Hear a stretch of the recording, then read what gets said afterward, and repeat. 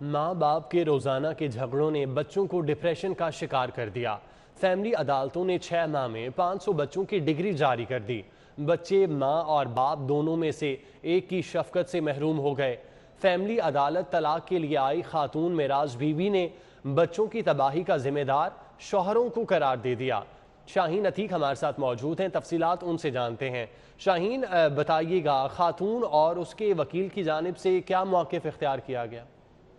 जी, मैं इस वक्त यहाँ पर फैमिली कोर्ट में मौजूद हूँ। फैमिली कोर्ट में जो जो बच्चे हैं जिन माँ बाप के जो झगड़ों की वजह से मुतासिर हो रहे हैं, वहाँ आज 800 के करीब बच्चे हैं जो माँ और बाप की शफकत से महरूम हो चुके हुए हैं। और ख़वातीन जो हैं वो अदालतों में आ रही हैं, जिनका कहना यह है कि हमारा खामी जो है हमारे पर तशद्दुद करता है, हमें मजबूर करता है कि बाहर जाकर कमा के लेकर आएँ।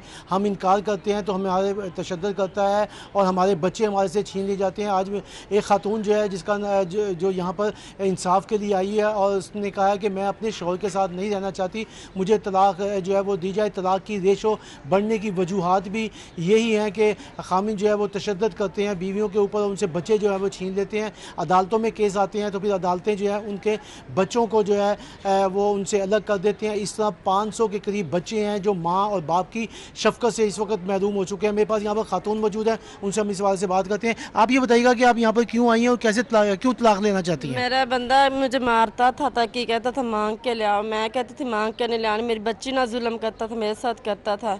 तो मैंने कहा अभी मैं मांग के नहीं ले आना, मैं कहाँ से ले आऊँ?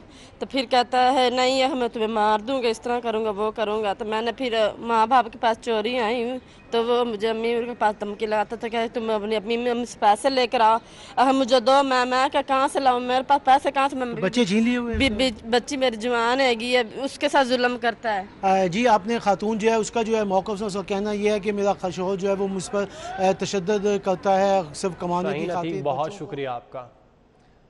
शहर की मार्केट